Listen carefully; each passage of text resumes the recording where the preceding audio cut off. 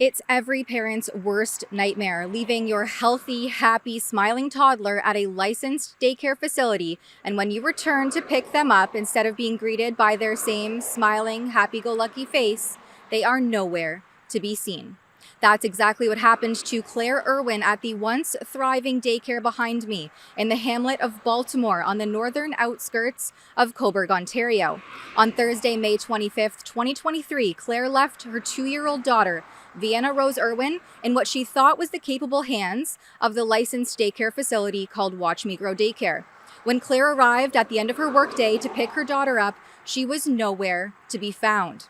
Less than an hour later, Vienna would be found dead in what was said to be a closed-lid septic tank housed within the toddler's outdoor play yard, which you can see the green lid of in this photo saved by local journalist Today's Northumberland from the facility's now removed Facebook page. Over a year later, no arrests have been made in this case, leaving Claire and Clay Irwin without answers regarding the horrific and entirely preventable death of their daughter, Vienna.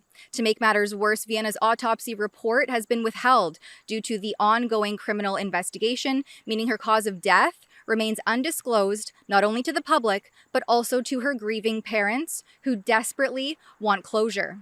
I filed for access to information requests around the new bylaw implemented in 2022 that mandated on-site sewage system reinspection.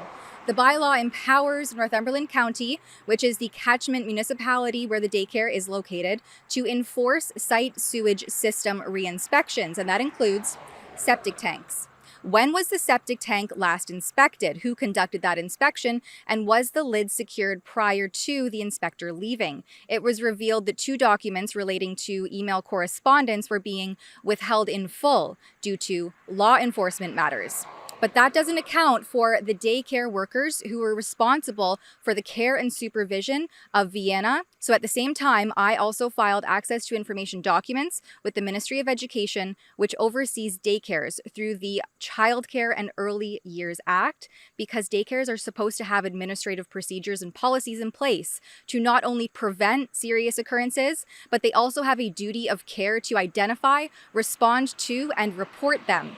So why didn't anyone caring for Vienna report her as missing? Why was her mother, Claire, the first person to call 911? And what steps did the police take at the time of chaos and frantic searching to ensure those involved were adequately questioned, detained, and investigated?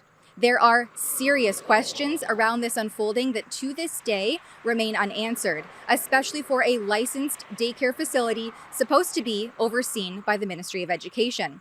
To try to gain any sort of insight into this, I asked the ministry for records related to the fatality that occurred in May of 2023 at Watch Me Grow Daycare. The ministry responded saying the records are being withheld under Section 14 of the Freedom of Information and Protection of Privacy Act, which pertains to law enforcement. Well, it's said that this withholding is because that criminal investigation remains ongoing. The days have turned into weeks, the weeks into months, and now surpassing a year.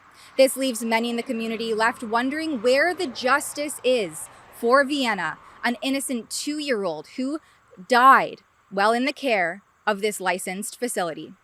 For Rebel News, I'm Tamara Ugolini.